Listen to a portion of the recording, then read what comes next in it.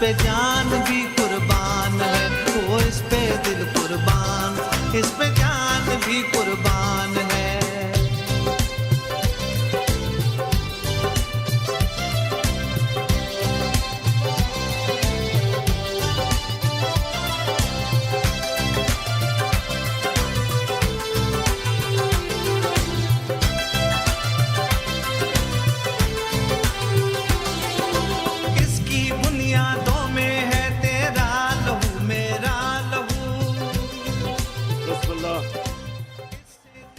बिस्मिल्लाहिर्रहमानिर्रहीम।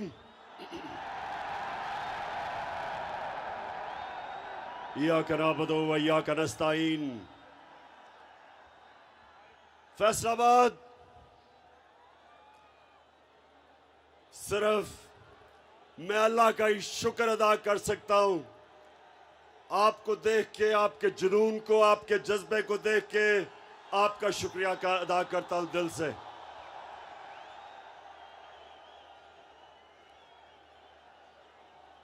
फैसलाबाद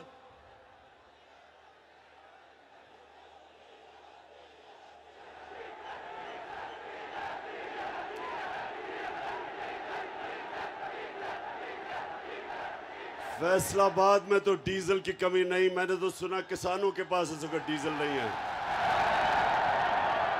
अच्छा, फैसलाबाद मैं जब यहां 2018 में जलसा किया था तो मुझे पता है कि यहां जो टेक्सटाइल इंडस्ट्री बंद हो रही थी, पावर लूम्स बंद पड़ी थी। टेक्सटाइल इंडस्ट्री जो पाकिस्तान की सबसे ताकतवर इंडस्ट्री, फैक्ट्रियां बंद करके हाउसिंग सोसाइटीज बनाई जा रही थी। तो मैं आज अल्लाह का शुक्र अदा करता हूं कि हमारे 3.5 साल में फैसलाबाद की टेक्सटाइल इंडस्ट्री ने सारे रिकॉर्ड तोड़ दिए।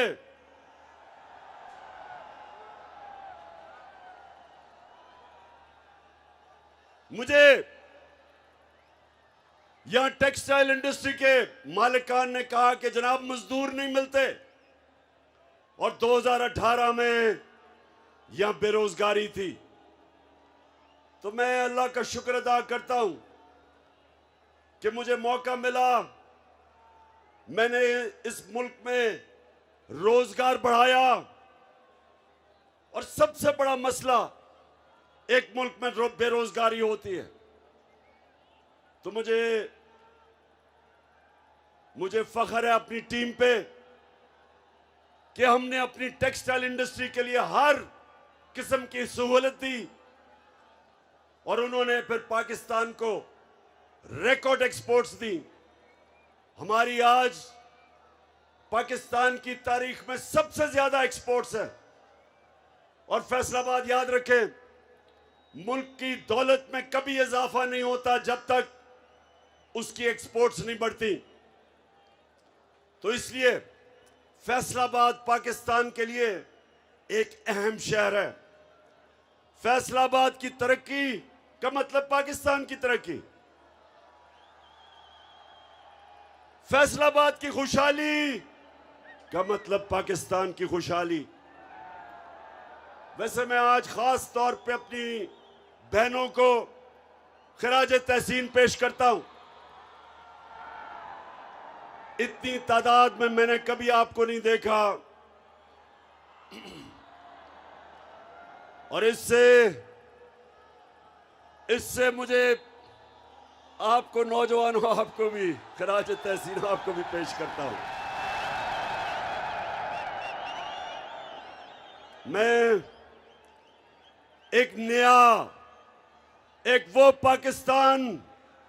मैं वो पाकिस्तान अपनी आंखों के सामने बनता देख रहा हूं, जो वो पाकिस्तान बनने जा रहा है जो इल्लामा इकबाल की ख्वाब थी और जो कायदे आजम की जद्दोजहद से बना था। एक आजाद पाकिस्तान।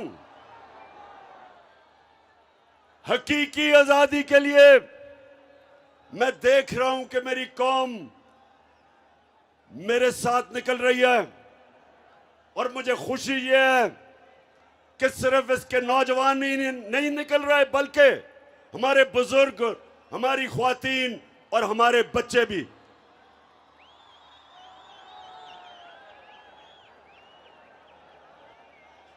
तो फैसलाबाद, सवाल आपसे यह है कि क्या इस्लामाबाद की आपकी तैयारी है? क्या आप तैयार हैं जब मैं आपको इस्लामाबाद की कॉल दूंगा? आप तैयार हैं? मुझे ये बताएं, लोग कहते हैं बहुत गर्मी है।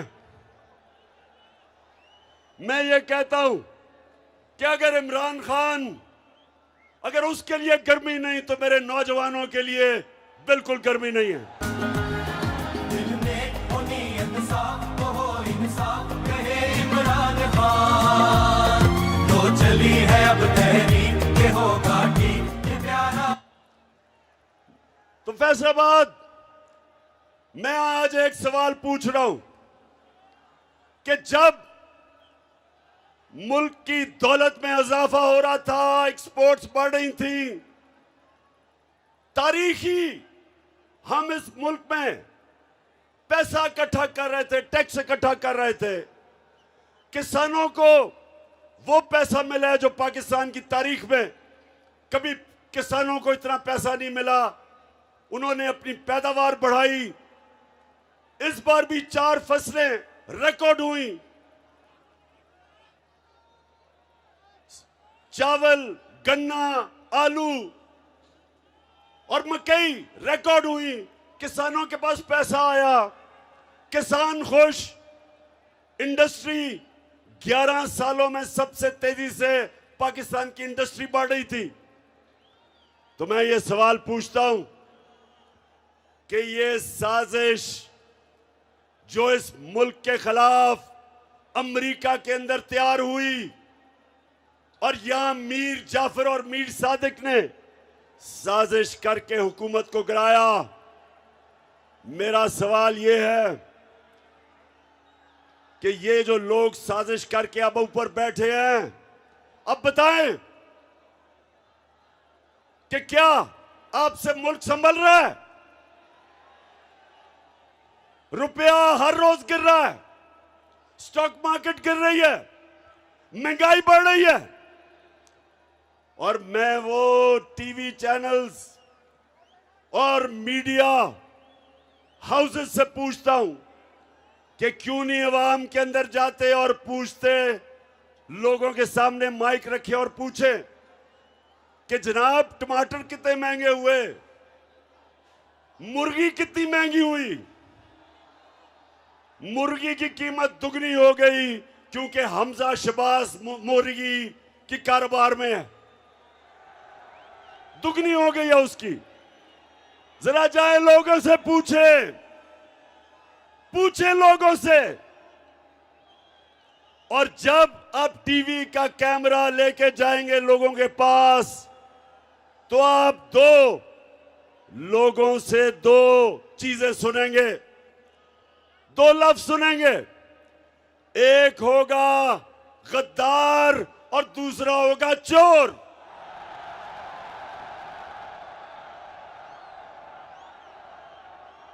अब मदीना, हमारे नबी सल्लल्लाहु अलैहि वसल्लम की जो मुक़द्दस शहर, उसमें जब इनको आवाजें लगी तो राना सनाउल्लाह, ये सुन लो, गौर से सुन लो। मैंने समझा इसने सिर्फ 18 कत्ल किए, अब पता चला 22 कत्ल किए हैं इसने।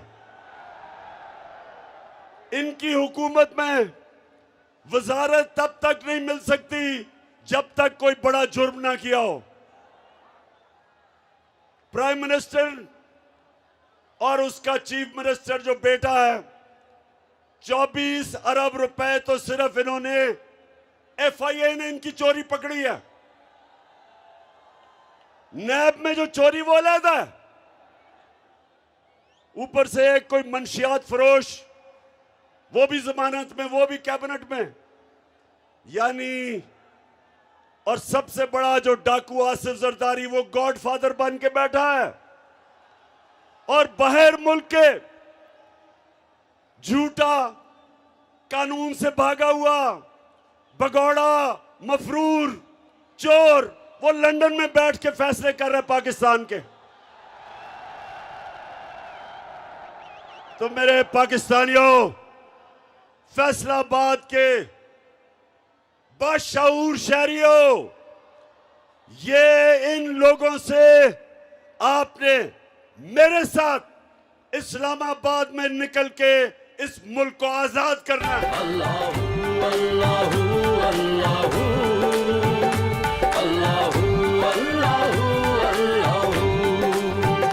ये ज़मीं जब न थी, ये जहां जब न था, ये ज़मीं जब न थी, ये जहां जब न था, ये ज़मीं जब न थी, ये जहां जब न था, ये ज़मीं जब न थी, ये जहां जब न था। फैसलाबाद, अच्छा फैसलाबाद, गर्मी तो नहीं लग रही? देखें, आपका कप्तान तो अपनी जिंदगी के कोई 20-25 साल धूप के अंदर क्रिकेट खेल के उसको तो गर्मी नहीं लगती, लेकिन मुझे आपकी फिक्र है थोड़ी सी। माशाल्लाह, ये कौम, ये जो पाकिस्तानी कौम है, अभी इसने अपने असल मुकाम पे पहुंचना है। हमारा नजरियाती लीडर इलामा इकबाल ने कहा था कि उस रिस्क से मौत अच्छी है जिस रिस्क से आती है परवाज में कोताही। फैसलाबाद इसका मतलब कि गुलामी से बेहतर मौत है।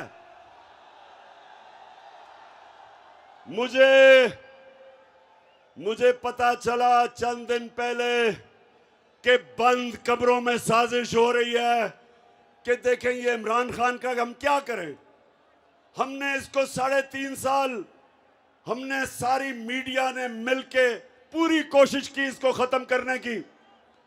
सबसे मुश्किल पाकिस्तान की तारीख के माशी हालात दिए, उसमें से भी निकल गया। फिर 100 साल में एक दफा इतना बड़ा बुरहान आता है जो कोरोना का था। हिंदुस्तान में तबाही आ गई, 55 लाख लोग वहां मर गए कोरोना से, माइशत उनकी बैठ गई। उन्होंने सोचा कि इसमें से तो नहीं बचेगा। अल्लाह का करम है कि उससे भी हम निकल गए, बल्कि दुनिया तारीफ कर रही थी पाकिस्तान की कि वो मुल्क है जिसने सबसे बेहतरीन तरीके से कोरोना के अजाब से निकला, अपने लोगों को भी बचाया, अपनी माइशत को भी बचाया, अपनी इंडस्ट्री को भी बचाया, अपने मजदूरों को भी बचाया, अस्पतालों को भी। कहीं वो वक्त नहीं आया कि हमारे अस्पताल भर गए। और जब वहां से भी निकल गया, फिर माशियत भी ऊपर जाने लगी, इंडस्ट्री भी चल पड़ी, कंस्ट्रक्शन इंडस्ट्री भी चल पड़ी, किसानों के पास भी पैसा आ गया। तो फिर उन्होंने साजिश करके गवर्नमेंट गिराई और उन्होंने सोचा कि जब गवर्नमेंट गिराएंगे इसकी, तो पाकिस्तान में तो जब भी गवर्नमेंट जाती है लोग मिठाइयां बांटते हैं। जब भी गवर्नमेंट गई है पाकिस्तान में मिठाइयां बांटी जाती हैं। तो उन्होंने देखा कि बजाय लोग मिठाइयां बांटने के, लोग तो सड़कों पे आ गए हैं।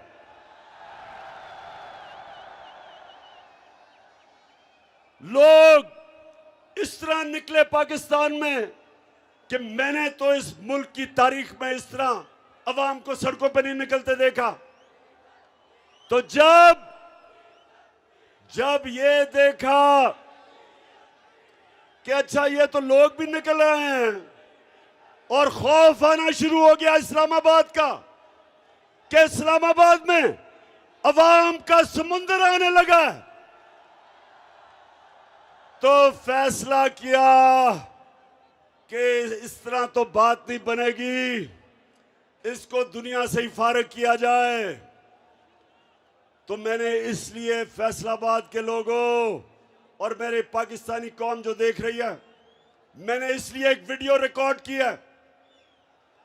उस वीडियो के ऊपर मैंने एक एक का नाम लिया है जो इस साजिश में मुलव्विस था, जो पिछली गर्मियों से साजिश हो रही थी। एक एक का मैंने नाम लिया है इस वीडियो में। और मैंने ये क्यों किया? क्योंकि मुझे पता है पाकिस्तान की तारीख, कभी भी इस मुल्क में ताकतवर मुजरिम को नहीं पकड़ा जाता। लियाकत अली खान के पीछे, कत्ल के पीछे कौन था? कभी नहीं कोई पकड़ा गया। जुल्फिकार अली भुट्टो का जो जुडिशियल मर्डर हुआ, किसी को सजा नहीं मिली। जियाउल हक का जहाज जो गिराया गया, किसी को नहीं पता चला। इसलिए मैंने फैसला किया कि सारी मेरी कौम को पता चलना चाहिए कि इस साजिश के पीछे कौन था। डॉक्टर अलवी पाकिस्तान के प्रेसिडेंट ने पाकिस्तान के चीफ जस्टिस को खत लिखा। उसने वो मुरासला बताया जिधर अमरीकी डोनाल्ड लू ने पाकिस्तान के सफीर को वॉशिंगटन में बुला के धमकी दी कि अगर इमरान खान को तुम नहीं निकालोगे, अदम एतमाद को कामयाब नहीं करोगे इसके खिलाफ, तो पाकिस्तान को मुश्किलों का सामना करना पड़ेगा। धमकी दी उसने। सोचे 22 करोड़ का पाकिस्तान, पाकिस्तान का मुंतखब प्राइम मिनिस्टर और एक हमारे एम्बेसडर को धमकी देता है कि अपने प्राइम मिनिस्टर को अगर तुम नहीं निकालोगे जो साजिश थी अदम एतमाद की, तो पाकिस्तान को मुश्किलों का सामना करना पड़ेगा। और फिर कहता है कि अगर ये साजिश कामयाब हो गई, यानी अदम एतमाद कामयाब हो गया, तो हम सब कुछ माफ कर देंगे, हम सब कुछ माफ कर देंगे। अमरीकी और डोनाल्ड लू, तुम हो कौन हमें माफ करने वाले?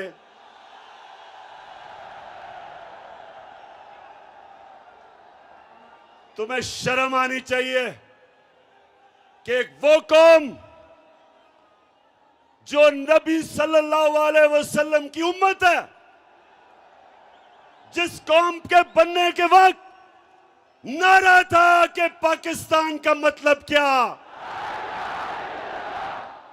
ला इलाहा इल्लल्लाह। हमारा अल्लाह से वादा है, जब हम दावा करते हैं, कलमा पढ़ते हैं, हम ऊपर वाले से वादा करते हैं कि अल्लाह तेरे सिवा हम किसी को खुदा नहीं मानते, कोई नहीं है खुदा सिवाय अल्लाह के। मेरे महबूब वतन तुझ पे अगर यहाँ हो निसार, मैं ये समझूंगा ठिकाने लगा सरमाया तन है वतन जारे वतन। हम फैसलाबाद, फिर से सुन लो, फिर से गौर से सुन लो, हम हैं मोहम्मद मुस्तफा, हमारा नबी सल्लल्लाहु अलैहि वसल्लम, हम उनकी उम्मत हैं। हमारे अजीम लीडर ने हमें आज से 1500 साल पहले बता दिया था कि मुसलमान किसी के सामने नहीं झुकता।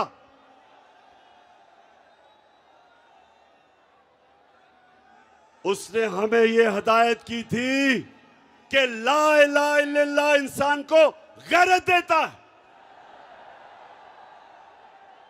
एक छोटे से इंसान को बड़ा इंसान बना देता है।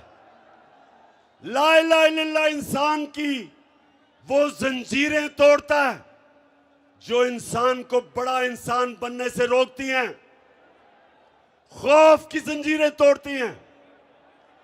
पैसे की पूजा करने वाली जो बुत है उसको तोड़ता है। जो लोग इंसानों से डरते हैं, सुपर पावर से डरते हैं, वो शिर्क करते हैं, क्योंकि खौफ का बुत तोड़ना एक इंसान को बड़ा इंसान बनने के लिए सबसे ज्यादा जरूरत है।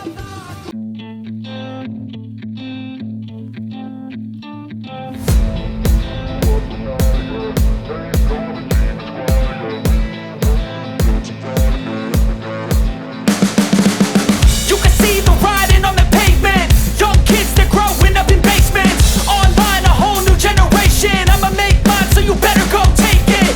Always, they need a new replacement. तो ना सिर्फ बाहर की साजिश और अंदर के मीर जाफर और मीर सादिक की वजह से चोरों की हुकूमत हमारे ऊपर मुसल्लत की गई। फैसलाबाद, क्या इन डाकुओं की हुकूमत को आप तस्लीम करते हो? इंपोर्टेड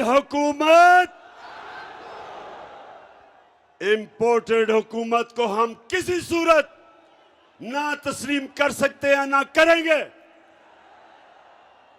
और इन लोगों को हमारे पर मुसल्लत किया, ये हमारी 22 करोड़ लोगों की सबसे बड़ी तौहीन है कि इधर सारे फैसलाबाद में अजीम लोगों का शहर, बाशऊर लोगों का शहर, उधर अगर लीडर सारे शहर में राणा सनाउल्लाह मिला है, ये कितनी बड़ी तौहीन है फैसलाबाद के लिए। वो सिर्फ कातिल ही नहीं, वो शक्ल से भी कातिल लगता है। तो हमारी तौहीन देखें। बाप बेटा दोनों अंडर ट्रायल, केस चल रहा है एफआईए में केस चल रहा है। फैसलाबाद, जरा गौर से सुने मेरी बात, गौर से सुने जरा। मुझे दुनिया में एक मुल्क की मिसाल दे दें, एक मुल्क की मिसाल दें जिधर मुल्क का प्राइम मिनिस्टर और सबसे बड़े सूबे का चीफ मिनिस्टर अंडर ट्रायल हो, 24 अरब रुपए का एफआईए में केस हो, 8 अरब रुपए का नैब में केस हो, और उनको मुल्क के ऊपर मुसल्लत कर दें। एक दुनिया में मुझे मिसाल दे दें इसकी।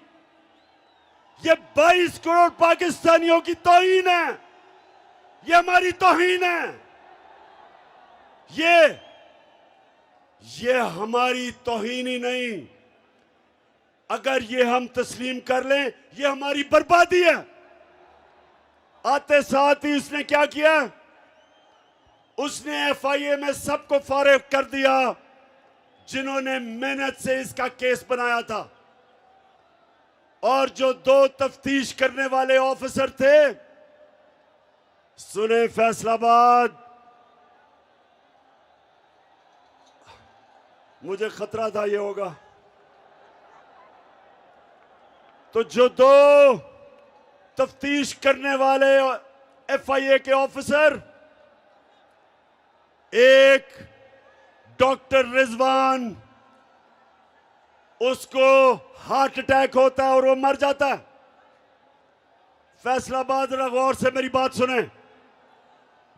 और फिर जो दूसरा बाप बेटे का केस की तफ्तीश कर रहा होता है, डॉक्टर नुमान असगर, उसको भी हार्ट अटैक हो जाता है। मैं आज फिर बड़ी आजिज़ी से अपने सुप्रीम कोर्ट को कहता हूं कि सुओ मोटो एक्शन ले इसके ऊपर। हमारे ऊपर तो आपने सुओ मोटो एक्शन ले लिया था। हमारे तो इतवार को आपने पता नहीं इतना हमने जुर्म क्या किया था। हमने तो सिर्फ इलेक्शंस का कहा था। हम तो कह रहे थे बजाय साजिश के एक चोरों को ऊपर मुसल्लत करें, आप इलेक्शंस करवाएं और अवाम को फैसला करने दें कि किसने पाकिस्तान की क़यादत करनी है। लेकिन आपने सुओ मोटो एक्शन ले लिया था। तो मैं बड़ी आजिज़ी से कहता हूं, अपने सुप्रीम कोर्ट को आजिज़ी से कहता हूं कि FIA के ऊपर एक्शन ले, सुओ मोटो एक्शन ले। पता चलवाए कि डॉक्टर रिजवान को हार्ट अटैक कैसे हुआ और ये जो दूसरा नुमान असगर को हार्ट अटैक कैसे हुआ। मैं आपके सामने इंशाल्लाह वो जहर का बताऊंगा जो अगर खाने में डाल दें तो इंसान को हार्ट अटैक होता है। ये भी आपके सामने लेके आऊंगा। लेकिन मैं चाहता हूं कि हमारा सुप्रीम कोर्ट इसके ऊपर एक्शन ले।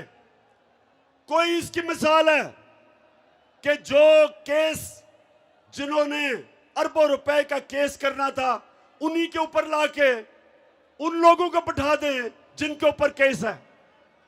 और मैं फिर से कहता हूं कि अगर इसकी इजाजत दी पाकिस्तान में तो पाकिस्तान के जेलों को खोल दो। ये जो गरीब लोग जेलों में भरे हुए हैं इनको निकाल दो। इनकी तो छोटी छोटी चोरियां हैं। किसी ने भैंस चोरी की, किसी ने मोटरसाइकिल, घर में फाका है, बेरोजगार है। इनको निकाले जेलों से। अगर इतने बड़े बड़े डाकुओं को आपने नहीं पकड़ना,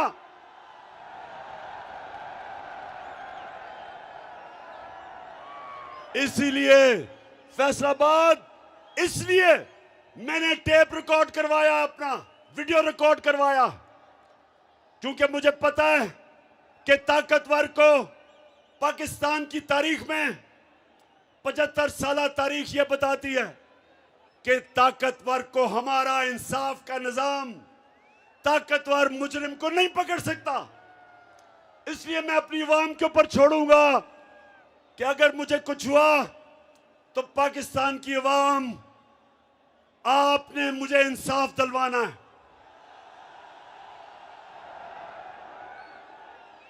बताएं, आप मुझे इंसाफ दिलवाएंगे? आपने मेरे से आज 2 वादे करने। एक कि जब खुदा ना खास्ता अगर कुछ होता है मुझे, तो जो वीडियो पब्लिक में जाएगी, जिन जिन लोगों को मैंने नाम लिए, आपने उनसे एक एक को इंसाफ के कटहरे में खड़ा करना है। इससे क्या होगा? इससे यह होगा कि पाकिस्तान की तारीख में पहली दफा ताकतवर कानून के नीचे आएगा। मेरे नबी सल्लल्लाहु अलैहि वसल्लम ने आज से 1500 साल पहले कहा था, फैसलाबाद, आज से 1500 साल पहले उन्होंने कहा था कि कौमें तबाह तब होती हैं जब छोटा चोर जेल में जाता है और बड़े डाकू को वो रियासत नहीं पकड़ सकती, उसको कानून के नीचे नहीं ला सकती, वो इंसाफ नहीं कर सकती। जो कौमें इंसाफ नहीं कर सकती तबाह हो जाती है। इसलिए मैंने आप सबको कहा है कि जब आप वो वीडियो कैसेट देखेंगे, आपने सबने मुझे और इस मुल्क को इंसाफ दिलवाना है। दिलवाओगे? और दूसरा, आपने वादा करना मेरे से आपने मेरे से ये वादा करना है कि आप हो मेरे नबी सल्लल्लाहु अलैहि वसल्लम की उम्मत, दुनिया के सबसे अजीम लीडर। आपने कभी भी किसी किस्म की गुलामी कबूल नहीं करनी। जब वो आएगा इमरान, सबकी जान बढ़ेगी, सिखों की शान बनेगा नया पाकिस्तान। जब वो आएगा इमरान, सबकी जान बढ़ेगी, सिखों की शान बनेगा नया पाकिस्तान। तो मेरे पाकिस्तानियों, मेरे गयूर दिलेर पाकिस्तानियों, कभी एक और वादा करना है, आपने कभी किसी उस पार्टी को वोट नहीं देनी जिनके लीडरों का पैसा मुल्क से बाहर पड़ा हो। जब भी किसी पार्टी के लीडर का पैसा, जायदाद, उसके महलात, उसके ऑफशोर अकाउंट्स मुल्क से बाहर होंगे, वो कभी आपके मफादात की हिफाजत नहीं कर सकेगा। वो अपने पैसे की गुलामी करेगा, और पैसा अगर जिन मुल्कों में पड़ा है उन मुल्कों की गुलामी करेगा। बिलावल को, ये जो नया फॉरेन मिनिस्टर बना है, ये जब अमेरिकनों को मिलने जाएगा, पाकिस्तानियों सुनो, तो वो जब मिलेंगे, जब भी मैं किसी भी प्राइम मिनिस्टर होके किसी मुल्क के सरबराह या वजीर से मिलता हूं, तो पहले मुझे सारा उसके ऊपर उसका बायोडेटा मिलता है, उसकी सारी हिस्ट्री मिलती है कि उसने क्या किया, क्या काम करता है, माजी में क्या किया, सारा कुछ पहले मेरे पास आता है। तो जब बिलावल मिलने जाएगा ब्लिंकन को, तो उसके पास पता होगा कि किधर किधर जरदारी के और बिलावल के बाहर बैंक अकाउंट्स पड़े हैं, किधर किधर पैसा पड़ा है, किधर किधर इनकी जायदादें हैं। तो ये आपकी मफादात की हिफाजत नहीं करेंगे, क्योंकि उनको खौफ होगा कि अगर हमने नाराज कर दिया अपने आकाओं को तो हमारा पैसा चला जाएगा। ना ही नवाज शरीफ मुंह खोल सकता है, उसके पैसे बैंकों में, लंदन में, प्रॉपर्टीज में पड़े हुए हैं, वो कभी उनको नाराज नहीं करेगा। और शहबाज शरीफ का तो आपको पता है कि बड़ा भाई फौज को बुरा भला कहता है, और छोटा भाई जो भी बूट देखता पॉलिश करने शुरू कर देता है।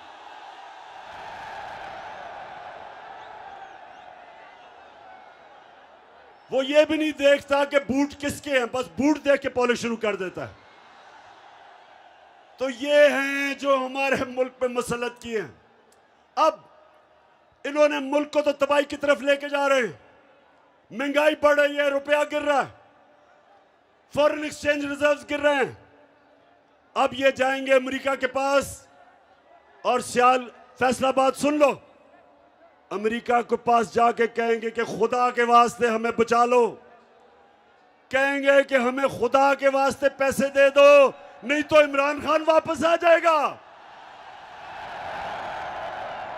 मेरे से डराएंगे उनको कि खुदा के वास्ते हमारी मदद करो, हमारा दिवालिया निकल गया।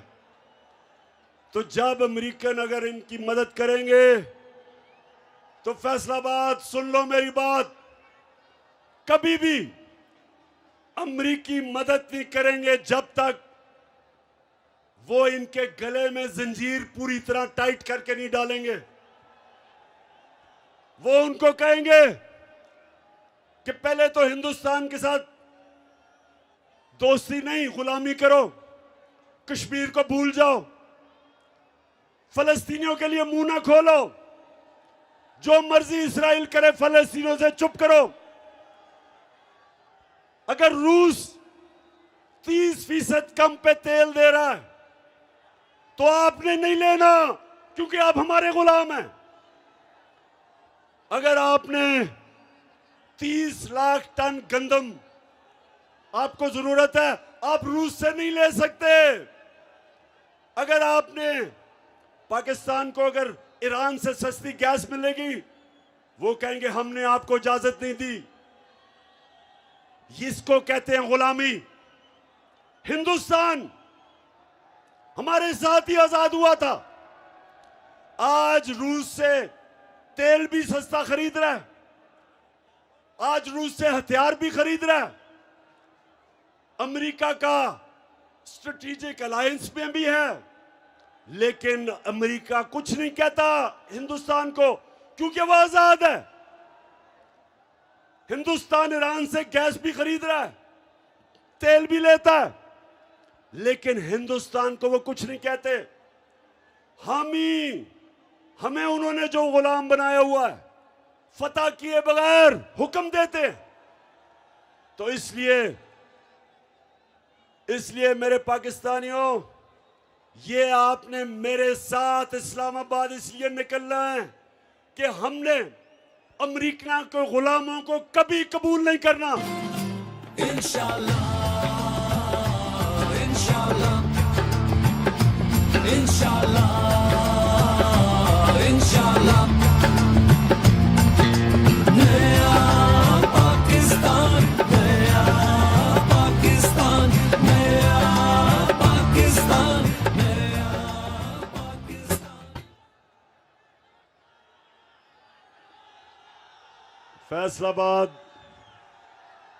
फैसलाबाद आपको पता है कि इलामा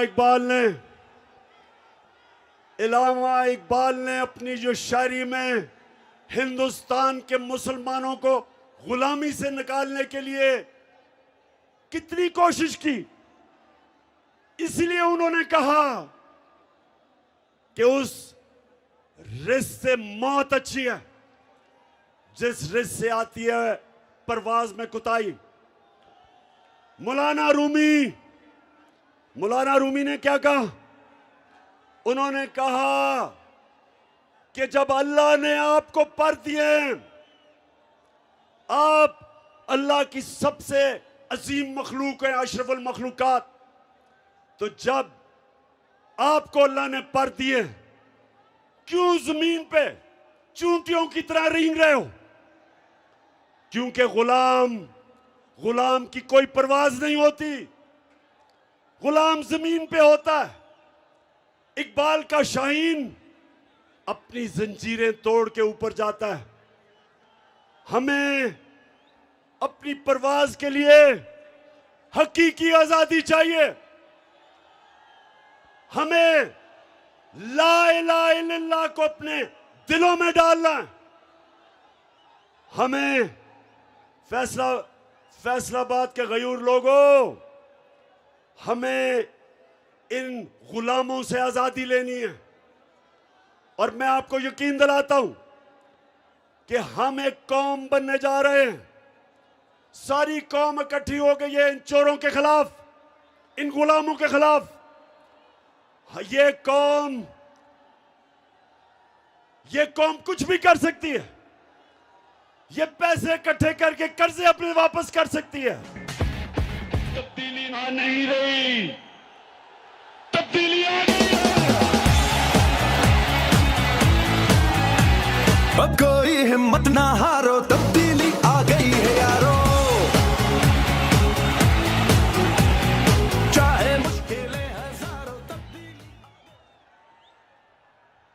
जब एक कौम बन जाती है, जो हमारे नबी सल्लल्लाहु अलैहि वसल्लम ने मदीना में हमारे लिए मिसाल दी, इसलिए अल्लाह ने कहा कि अपने नबी के कदमों पे, सुन्नत पे चलो। और मेरे पाकिस्तानियों, मैंने अपने 3.5 साल में जो मुझे सबसे ज्यादा फख्र है कि मैंने जो मेरे नबी सल्लल्लाहु अलैहि वसल्लम की शान में गुस्ताखी करते थे, मैंने यूनाइटेड नेशंस में उठाया, ओआईसी में उठाया, और मैं और हमारी जमात और मेरी गवर्नमेंट मुसलमानों की तारीख में, यूनाइटेड नेशंस की तारीख में वो पहली गवर्नमेंट है जिसने 15 मार्च को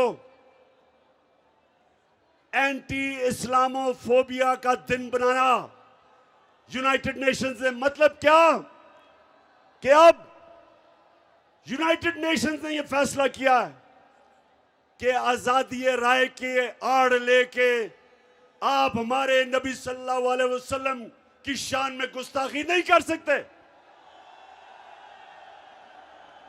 मुझे फख्र है कि मेरी हुकूमत थी, पहली हुकूमत थी वाहिद और मुसलमान हुकूमत, जिसने यूनाइटेड नेशंस में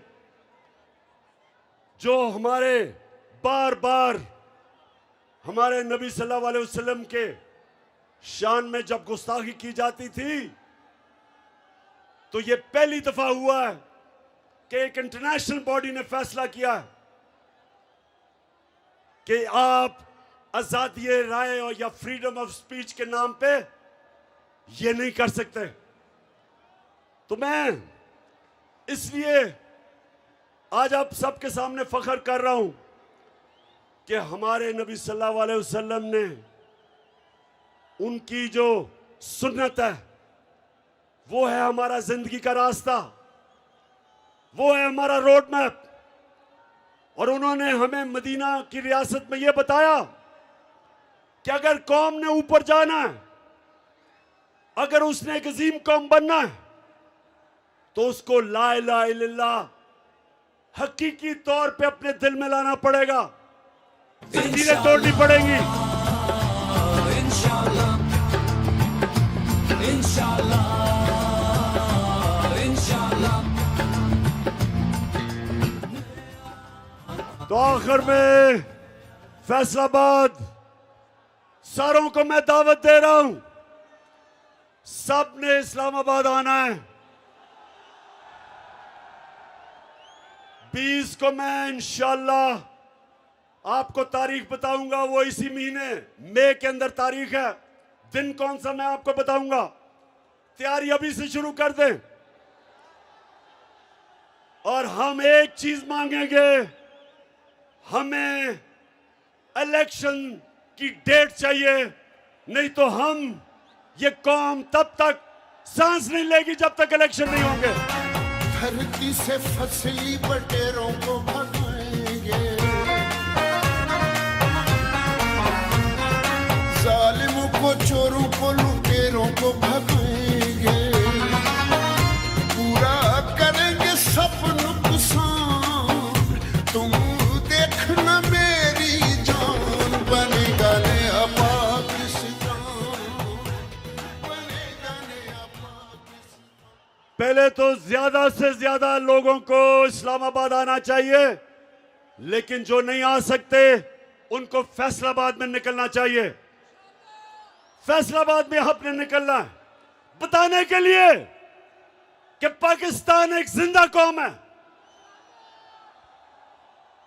और मैं आज यहां अपनी सारी अकलियतों को, अपनी मुस्लिम बरादरी को, अपने सिख बरादरी को, अपने जितने भी हमारे हिंदू हम हैं, उस रब की, हम उस रब को मानते हैं जो है रब्बुल आलमीन, सब इंसानों का रब। और हमारा नबी सल्लल्लाहु अलैहि वसल्लम रहमतुल आलमीन है, सब इंसानों के लिए रहमत लेके आए। पाकिस्तान सबका है और मैं सबको दावत दे रहा हूं निकलने के लिए। फैमिलीज को, खास तौर पे ख्वातीन, आपने मेरे साथ निकलना है इंशाल्लाह इस्लामाबाद। मैं आज अपनी सारी फैसलाबाद टीम को इस शानदार जलसे की मुबारक देता हूं। मैं सारे अपने एमएनएस, अपने एमपीज, और मैं ये भी कहूंगा कि फैसलाबाद, वैसे लोटे भी सबसे ज्यादा फैसलाबाद से निकले हैं।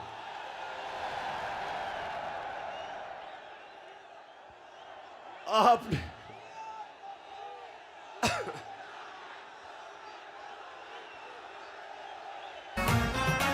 धरती से फसली बटेरों को भगाएंगे। अच्छा फैसलाबाद, आखिरी आपने मेरे से आखिरी वादा करना है कि किसी भी, अगर कोई भी लोटा फैसलाबाद से जीत गया, मैं फैसलाबाद नहीं आऊंगा उसके बाद पाकिस्तान जिंदाबाद।